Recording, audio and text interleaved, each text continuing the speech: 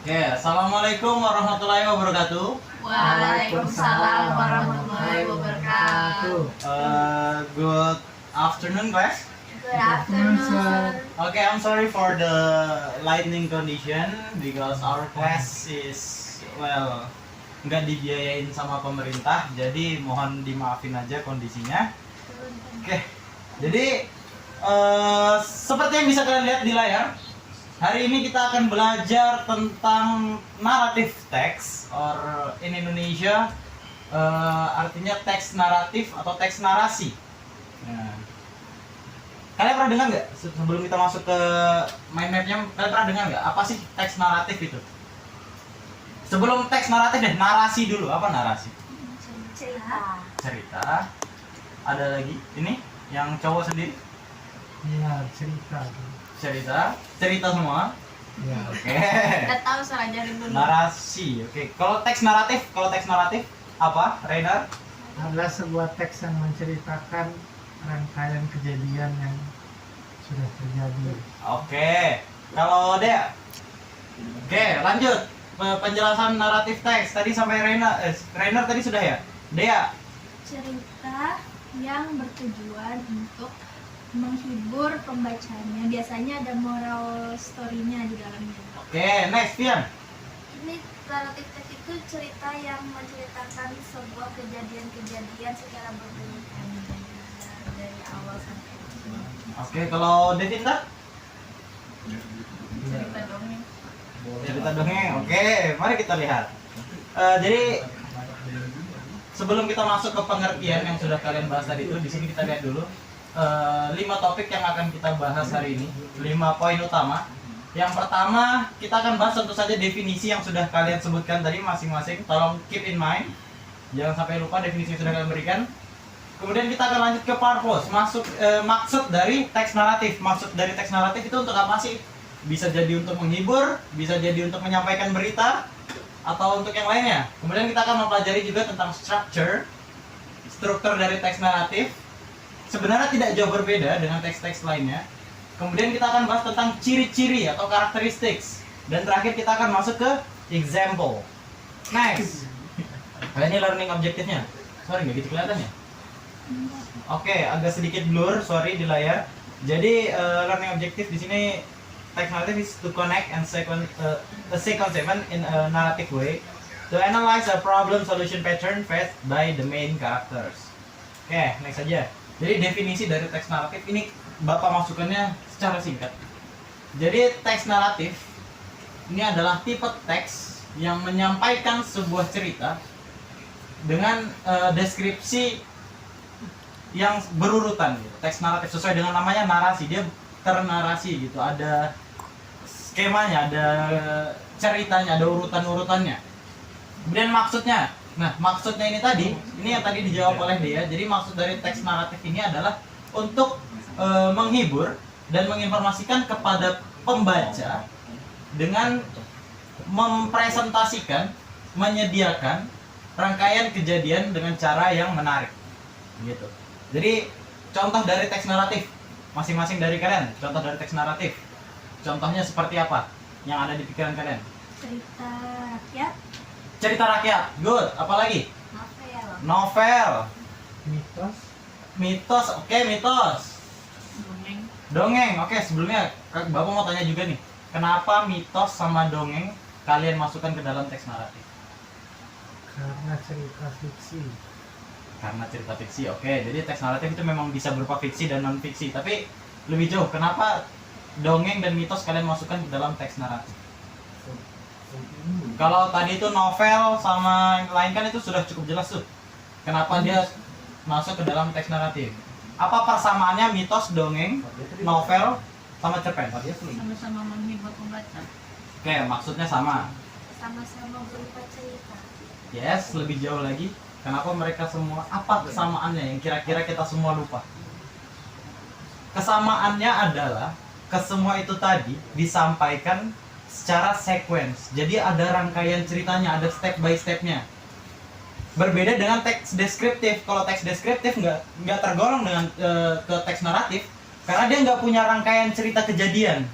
Dia cuma menjelaskan kalau misalnya HP ini casingnya berwarna hitam. Kemudian punya satu kamera depan dan kamera belakang.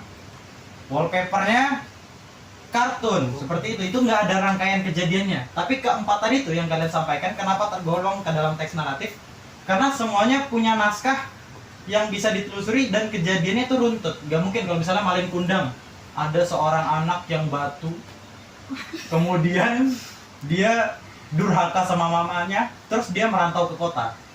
Kan nggak bisa kita ceritain seperti itu Malin Kundang. Kalau HP bisa, kalau kita balik, kameranya ada satu di depan, ada di belakang, kemudian casingnya berwarna hitam, bisa kita balik. Tapi kalau teks-teks yang lain nggak bisa. Itu perbedaannya. Kemudian next, ada structure. Jadi struktur teks naratif ini kurang lebih sama seperti teks-teks lainnya. Ada yang pertama ada apa itu Devin, boleh dibacain?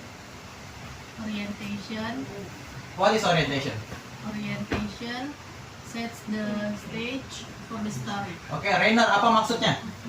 Jadi orientation itu yang menyetel atau mengatur kejadian untuk story-nya itu. Dia Oke. memulainya. Oke, benar. Jadi itu sangat benar juga, tapi lebih rincinya adalah orientation ini. Fungsi utama dari orientation itu adalah untuk menyediakan panggung kepada cerita utamanya. Jadi orientation ini masih belum masuk ke cerita utamanya.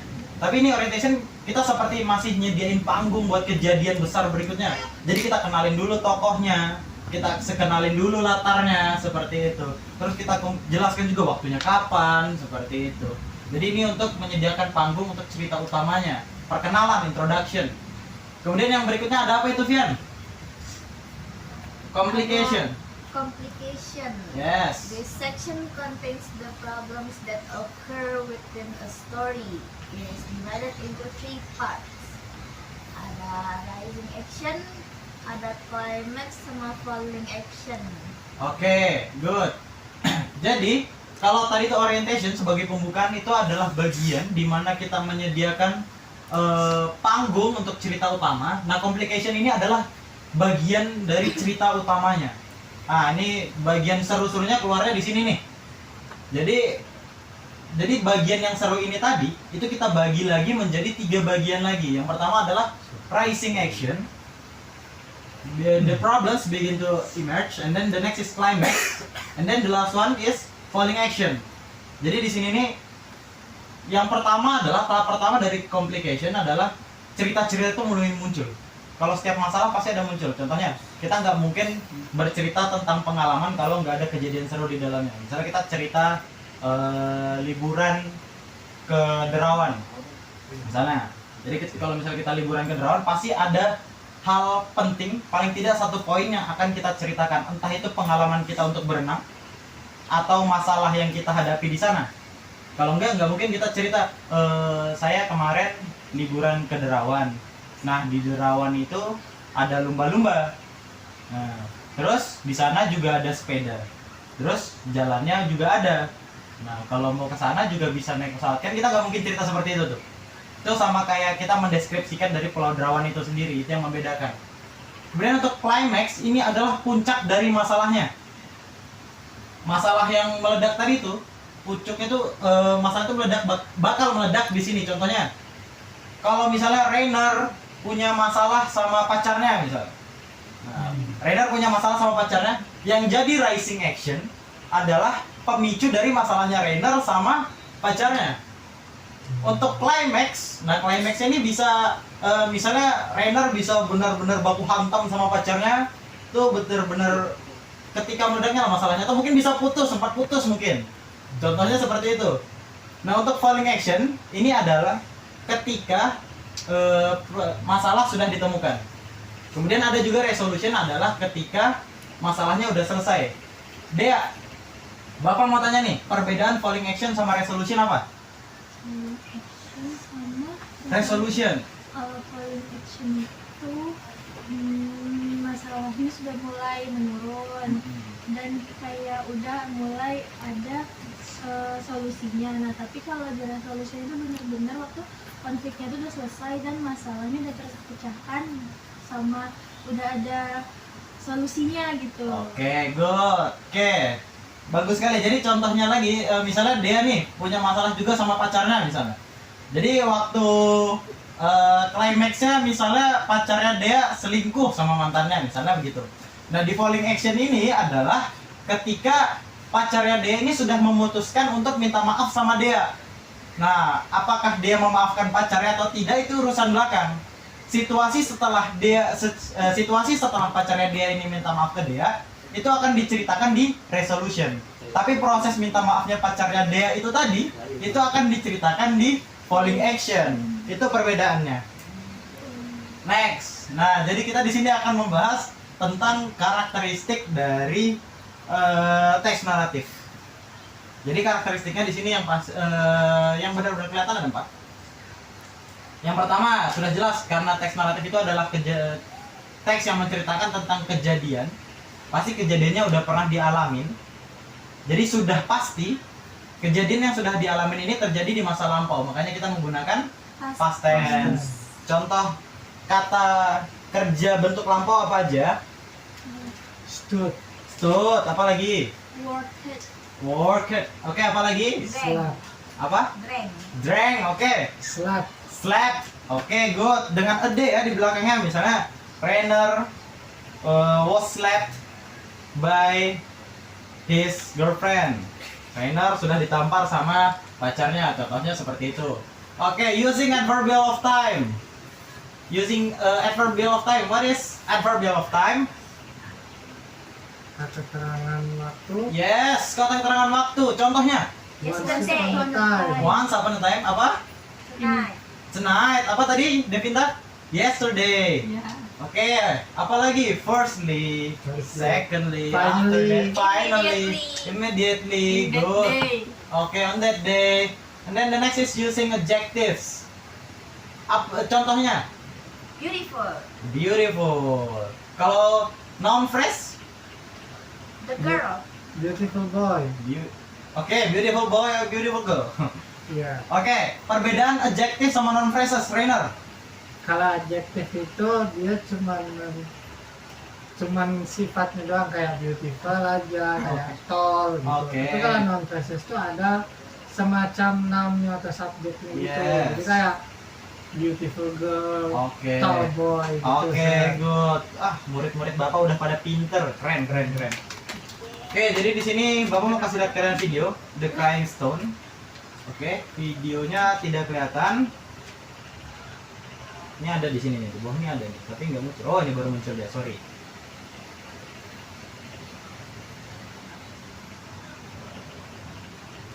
Bentar ya, kita sambil nunggu prosesnya. Jaringan Bapak agak nge-lag di sini, Bapak minta maaf nih. Atau kita cari di YouTube aja deh. Ejek yang itu Pak, yang sebelahnya. Nah Ini itu sudah. baru muncul dia, sorry. Nah ini jaringannya agak lambat sini, jadi nggak langsung muncul videonya. Laptop bapak jelek. Iya maaf, laptop Bapak memang agak jelek ini, belum yang terbaru. Ya kita cari di YouTube aja, jadi videonya Bapak ini udah Bapak upload di YouTube. Bapak YouTuber ya Pak? Iya Bapak. Oke, jadi di sini untuk contoh dari teks naratif, I provide the crying stone. Kalian tahu the crying stone atau batu menangis, legenda batu menangis? Tahu. So dari mana the origin of this story? Dari Kalimantan Barat. Barat. Kalimantan Barat. Okay, good. Next, so let's watch it on YouTube. I already provided it YouTube because I'm a YouTuber. Okay. So please watch carefully. Once upon a time, there lived a mother with her daughter named Dami. Dami's father had passed away a long time ago. In the past, they lived comfortably. However, after her father's death, Dami's mother had to work hard in the fields for their livelihood. One day, Dami's mother was about to go to work in the fields. She would work until the evening because the harvest season had arrived, and she said to Dami, Dami, can you cook today, dear? I won't be able to come home this afternoon because I needs to finish our harvest. When you're done cooking, would you be willing to deliver it for me? "Don't want it, mother. If I cook, my hair will smell like the stove. Plus, if I deliver it to the field, I'll get dirty, since I just took a bath. When she got tired, she rested while drinking water from the jug she had brought along. She also prayed silently in her heart. God, please help me. Please change my daughter's lazy habit. After returning from the fields, she went straight home, only to be surprised to find no food prepared for her to eat. It turned out that Dami hadn't cooked at all, and when she saw her mother returning, she became angry instead. Where on earth is mother going? There's no food at home. I've been hungry all day without eating. Dharmi, earlier mother asked you to cook, remember? The next day, Dami's mother was prepared with the harvest to go to the market. Dharmi, come with mother to the market, dear. Mother needs you to help carry our farm produce. I don't want to, mother. I don't want my skin to get dirty, especially in the muddy market. Oh, I can't imagine getting my clean skin dirty. But Mom, I run out my face powder. Can you buy some for me? I will, but you have to come with me so I won't miss buy it. When they went to the market, Dami's friend came to them. Hello Dami, where are you going? I want to go to the market. Who is she, Dami? Your mother? No way she is. She just my servant. Hey Dami, where are you going? I want to go to the market. I see. Anyway, who is she? Is she your mother? She's not. She just my servant. After her mother heard it, her mother prayed to God. Oh God, I can't hold it anymore. Please punish my daughter. Ah, mother, what happened to me? What happened to my foot? I can't move it at all. I'm sorry, my daughter. It's because your bad action to me. I'm sorry, mother. I'm so sorry. I won't do that anymore. After that, Dami cried so hard and asked for forgiveness from her mother. Unfortunately, it was too late. Dami turned into stone and kept crying because of her bad attitude to her mother. Okay, so that's the story. As you can see, I made this video by using Plotagon. You can try that to make your own animation. But if I ask you, what is the message of the Crying Stone? Don't be disobedient to your mother.